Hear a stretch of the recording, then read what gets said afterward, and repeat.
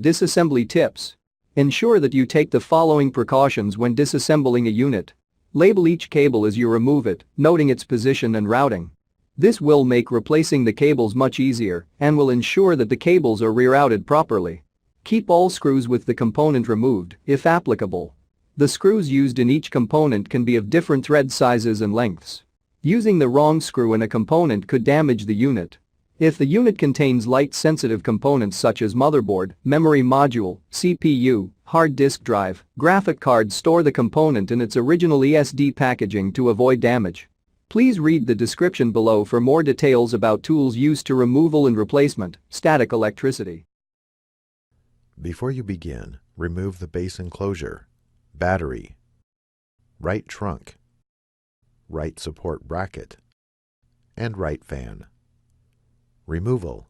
Using minimal force, lift the locking bar up on the USB board ZIF connector and disconnect the USB board ribbon cable from the USB board. Remove the 4.5mm P1 Phillips head screw that secures the USB board to the top cover.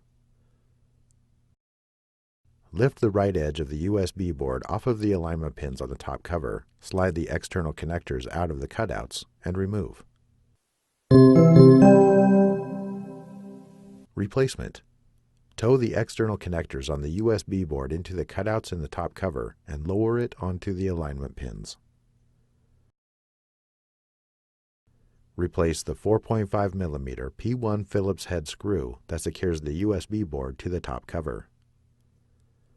Insert the USB board ribbon cable into the USB board ZIF connector on the USB board and press the locking bar down to lock the cable into place.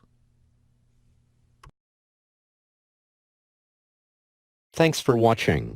Please click subscribe for more videos and weekly updates.